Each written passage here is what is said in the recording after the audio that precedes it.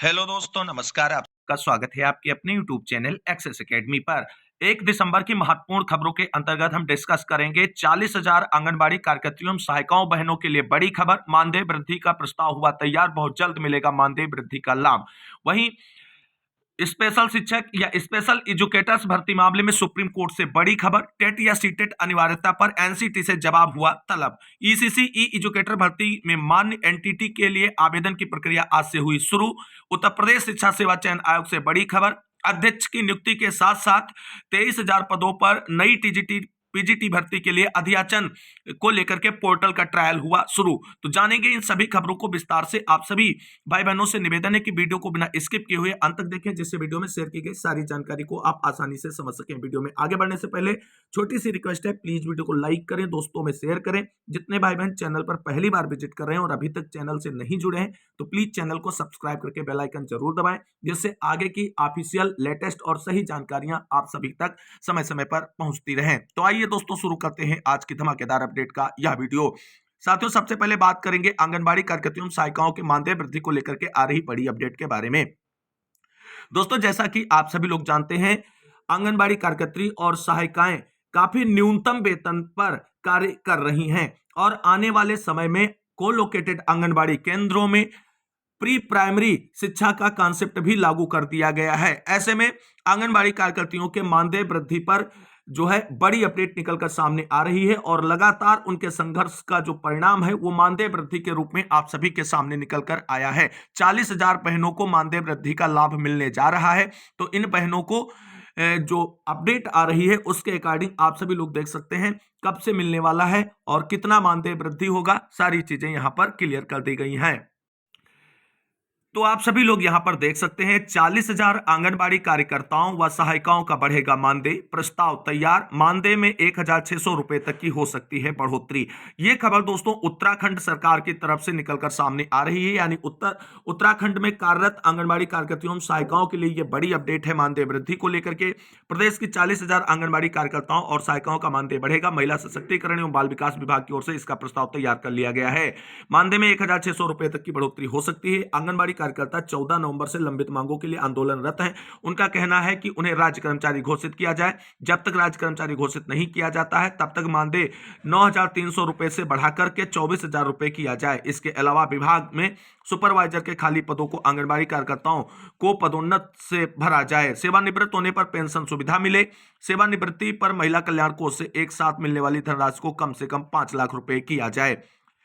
ACS की अध्यक्षता में गठित की थी कमेटी। सरकार ने आंगनबाड़ी कार्यकर्ताओं, भोजन माताओं और आशा कार्यकर्ताओं की समस्याओं के समाधान के लिए वर्ष 2024 में तत्कालीन अपर मुख्य सचिव आनंद वर्धन की अध्यक्षता में कमेटी गठित की थी।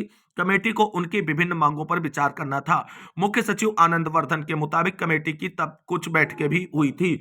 सेवानिवृत्ति पर एक मुश्त 1 लाख देने पर सहमति। आंगनबाड़ी कर्मचारी संघ की प्रदेश अध्यक्षा सुशीला खत्री बताती हैं कि शासन में हुई बैठक में सेवानिवृत्ति पर एक मुश्त 1 लाख दिए जाने पर सहमति बनी है, जबकि हर साल इसमें 5% की बढ़ोतरी होगी। जबकि सुपरवाइजर पदों के लिए भी जल्द आवेदन मांगे जाएंगे। अब यहां पर देख सकते हैं आंगनबाड़ी कार्यकर्ताओं और सहायिकाएं बहुत कम मानदेय पर काम कर रही हैं। वर्ष 2021 में हमारा मानदेय बढ़ा था। सरकार जब तक मांगों पर लिखित आश्वासन या शासनादेश जारी नहीं करती है, आंदोलन जारी रहेगा। सुशीला खत्री, प्रदेश अध्यक्ष, राज्य आंगनबाड़ी कर्मचारी संघ। वहीं मंत्री जी का स्टेटमेंट भी आ गया है। आंगनबाड़ी कार्यकर्ता विभाग की ताकत है जो न सिर्फ अपने बल्कि अन्य विभागों की योजनाओं को भी धरातल पर उतारने का काम करते हैं। सरकार इनका मानदेय बढ़ाने की मांग के प्रति सकारात्मक है। रेखा आर्या, महिला सशक्तिकरण एवं बाल विकास मंत्री की तरफ से ये स्टेटमेंट क्लियर कर दिया गया है। तो इसका सीधा सा तात्पर्य है कि उत्तराखंड में कार्य करने वाली 40,000 से अधिक आंगनबाड़ी कार्यकर्त्री एवं सहायिका बहनों को मानदेय वृद्धि का बहुत जल्द लाभ मिलने जा रहा है। इस बड़ी अपडेट के बाद मूव करेंगे एक और बड़ी खबर की ओर। दोस्तों, जैसा कि आप सभी लोग जानते हैं, सुप्रीम कोर्ट के आदेश के अनुसार देश के सभी राज्यों में विशेष बच्चे या दिव्यांग बच्चों को पढ़ाने के लिए स्पेशल एजुकेटर्स या विशेष शिक्षकों की नियुक्ति की जानी है और इसमें कार्यरत जो अध्यापक हैं संविदा पर, उनको समायोजित करते हुए शेष बचे रिक्त पदों पर नई भर्ती का विज्ञापन निकालकर जो है नियुक्तियां पूरी करनी है। और उसी क्रम में अब सुप्रीम कोर्ट से बड़ी खबर निकलकर सामने आ रही है।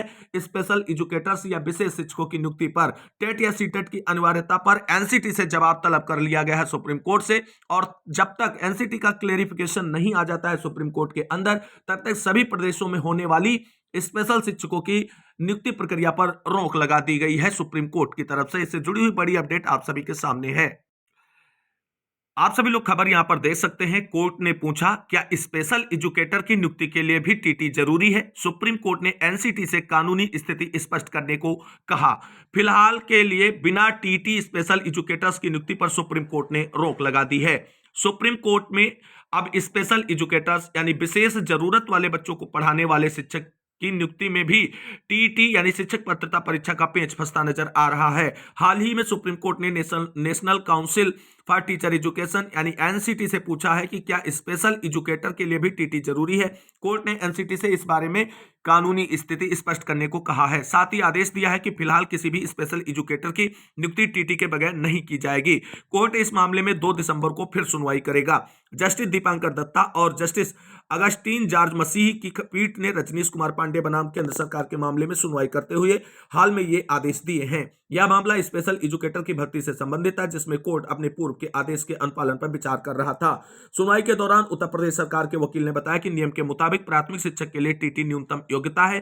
पीठ ने कहा कि उसे तो अभी तक यही लगता था कि सुप्रीम कोर्ट के 7 मार्च 2025 के जिस फैसले के अनुपालन पर विचार हो रहा है, उसके मुताबिक स्पेशल एजुकेटर की नियुक्ति के लिए रिहेबिलिटेशन काउंसिल ऑफ इंडिया यानी आरसीआई की योग्यता ही जरूरी है। सुनवाई के दौरान न्यायमित्र ऋषि मल्होत्रा ने कोर्ट का ध्यान 21 जुलाई 2022 के आदेश की ओर खींचा। इसमें शिक्षा मंत्रालय के 10 जून 2022 के सर्कुलर पर चर्चा की गई थी, जिसमें टीटी या सीटेट या एनटीए स्कोर के साथ साथ क्लासरूम डिमॉन्स्ट्रेशन और इंटरव्यू के प्रोसेस का हिस्सा माना गया था। दलीलों पर पीठ ने कहा कि कई राज्यों ने स्पेशल एजुकेटर्स की भर्ती प्रक्रिया यह मानकर आगे बढ़ाई है कि आरसीआई ही स्पेशल एजुकेटर के लिए एकमात्र जरूरी योग्यता है और उन राज्यों में टीटी को जरूरी योग्यता नहीं बताया गया है। कोर्ट ने कहा कि इस संबंध में टी को स्पष्ट करना होगा कि आज की तारीख में विधायिक नियम कानून क्या है। कोर्ट ने पूछा कि क्या स्पेशल एजुकेटर्स के लिए टीटी करना जरूरी है, यदि हाँ तो क्या इस आवश्यकता के बारे में व्यापक प्रचार किया गया है या नहीं। कोर्ट ने स्थिति स्पष्ट करने के लिए एनसीटी से को पक्षकार बनाने के लिए नोटिस जारी किया है। साथ ही न्यायमित्र से कहा कि वह उन सभी राज्यों की अधिसूचनाएं इकट्ठा करके पेश करें जहां टीटी के बिना चयन प्रक्रिया शुरू की गई है। शीर्ष अदालत ने इसके साथ ही अंतरिम आदेश दिया कि किसी भी अभ्यर्थी को स्पेशल एजुकेटर के तौर पर तब तक नियुक्त नहीं किया जाएगा जब तक कि उसके पास टीटी की योग्यता न हो। पीठ के समक्ष यह मुद्दा भी उठा कि दिल्ली सरकार ने जुलाई 2022 और जुलाई 2023 में जारी भर्ती विज्ञापन चयन प्रक्रिया का रिजल्ट अभी तक प्रकाशित नहीं किया है। दिल्ली सरकार ने कोर्ट को भरोसा दिलाया कि 2 सप्ताह में मेरिट लिस्ट प्रकाशित कर दी जाएगी। पीठ ने अगली सुनवाई पर मेरिट लिस्ट पेश करने का आदेश भी जारी किया है। तो यहां पर दोस्तों आप सभी को बता दें, विशेष बच्चे जो होते हैं, जो मेंटली होते हैं, मेंटली डिसेबल्ड होते हैं या विजुअल डिसेबल्ड होते हैं, उनको पढ़ाने के लिए विशेष शिक्षकों की नियुक्ति का जो आदेश सुप्रीम कोर्ट ने दिया था, उसमें फिलहाल अब एनसीटी का आदेश जो है टेट या सीटेट की अनिवार्यता को लेकर के आने के बाद ही सभी राज्यों में भर्ती प्रक्रिया आगे बढ़ेगी। आगे की जो भी अपडेट होगी आपको डिस्कस की जाएगी। मूव करते हैं अगली बड़ी खबर की ओर।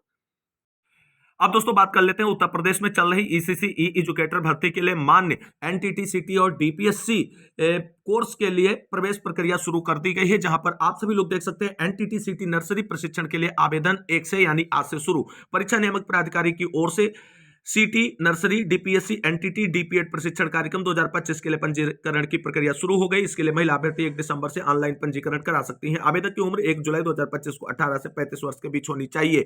पंजीकरण की आखिरी तारीख 25 दिसंबर है। हालांकि शुल्क 27 दिसंबर तक जमा किया जा सकता है। आवेदन एवं फीस जमा करने की पूरी प्रक्रिया करने के बाद ही अभ्यर्थी इसका प्रिंट निकाल सकेंगे। प्रिंट निकालने की आखिरी तारीख 31 दिसंबर रखी गई है। तो ऐसी बहनें जो भविष्य में अपने पास एक और ऑप्शन प्री प्राइमरी शिक्षक के रूप में रखना चाहती हैं, उनके पास एक बेहतरीन मौका है सरकारी संस्थान से जो है एनटीटी सीटी या डीपीएससी का कोर्स करने का। और यहां से कोर्स करने के बाद आपको किसी भी प्रकार की भर्ती को लेकर के दिक्कत नहीं होने वाली है। आपका डॉक्यूमेंट्स कभी भी इनवैलिड नहीं माना जाएगा। अब आप सभी भाई बहन जो एनटीटी सीटी डीपीएससी सरकारी कोर्स के तहत करना चाहते हैं, उनके लिए आवेदन की प्रक्रिया आज से शुरू हो चुकी है। इस ऑफिशियल साइट के माध्यम से आप यहां पर आवेदन कर सकते हैं। और आवेदन करने के बाद यहां पर प्रदेश के 2 संस्थानों में सीटी नर्सरी की 61, एनटीटी की 20 कॉलेजों में 1550 और डीपीएड की 130 सीटें हैं। ये स्पेशली ध्यान रखना है। सिटी नर्सरी के लिए 61 सीटें हैं, एनटीटी के लिए 20 कॉलेजों में 1550 सीट हैं और डीपीएड की 130 सीटें हैं। इच्छुक भाई बहन आवेदन करके ऑफिशियल एक जो है कोर्स कर सकते हैं इस ईसीसी ई एजुकेटर भर्ती के लिए।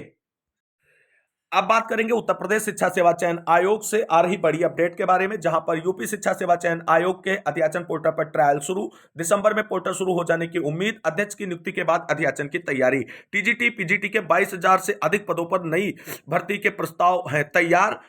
खबर जानते हैं विस्तार से। उत्तर प्रदेश शिक्षा सेवा चयन आयोग का अध्याचन पोर्टल तैयार हो गया है। एनआईसी की ओर से पोर्टल आयोग को उपलब्ध करा दिया गया है। आयोग एवं उच्च शिक्षा निदेशालय में इसका ट्रायल शुरू हो गया है। प्रक्रिया पूरी होने के बाद दिसंबर में ही पोर्टल के शुरू होने की उम्मीद है। आयोग की भर्ती परीक्षा की तैयारियों में जुटे प्रतियोगियों के लिए आने वाले महीने काफी महत्वपूर्ण हैं और उम्मीदों से भरे भी हैं। दिसंबर या जनवरी में आयोग की ओर से पहला विज्ञापन आने की उम्मीद है। आयोग ने पोर्टल के माध्यम से ही अध्याचन लेने का निर्णय लिया है। आयोग के सचिव मनोज कुमार ने बताया कि पोर्टल का ट्रायल शुरू कर दिया गया है। ट्रायल के दौरान आने वाली समस्याओं से एनआईसी को अवगत कराया जाएगा और सुधार के बाद पोर्टल पर अध्याचन लिए जाएंगे। सचिव ने कहा कि दिसंबर में प्रक्रिया पूरी होने की उम्मीद है। इसके अलावा माध्यमिक शिक्षा निदेशालय की ओर से टीजीटी पीजीटी प्रधानाध्यापक और प्रधानाचार्य के 23,000 से अधिक पदों पर नियुक्ति का प्रस्ताव तैयार किया गया है। 22,000 से अधिक पद तो टीजीटी पीजीटी के हैं। वहीं उच्च शिक्षा निदेशालय की ओर से भी 1250 पदों का प्रस्ताव तैयार किया गया है। अफसरों का कहना है कि आयोग के नए अध्यक्ष की नियुक्ति की प्रक्रिया शुरू हो गई है। 10 दिसंबर तक आवेदन मांगे गए हैं। दिसंबर में ही नए अध्यक्ष की नियुक्ति के आसार है। इसके बाद पुरानी भर्तियों की परीक्षा की तारीख घोषित की जाएगी। साथ ही नई भर्तियों के विज्ञापन में भी आने की उम्मीद है। तो कुल मिलाकर के उत्तर प्रदेश शिक्षा सेवा चयन आयोग इसी दिसंबर माह में पूरी तरीके से शुरू हो जाएगा और चीजें जो पेंडिंग चल रही हैं उनको क्लियर करते हुए नई भर्तियों के अध्याचन और विज्ञापन, यूपी टेट परीक्षा और विज्ञापन का आयोजन भी जल्द शुरू कराने को लेकर के ऑफिशियल नोटिफिकेशन आप सभी को देखने को मिलेंगी। तो आज की महत्वपूर्ण खबरों के साथ इस वीडियो में बस इतना ही। मिलते हैं नई वीडियो में, तब तक के लिए सभी भाई बहनों को जय हिंद, जय भारत, वंदे मातरम।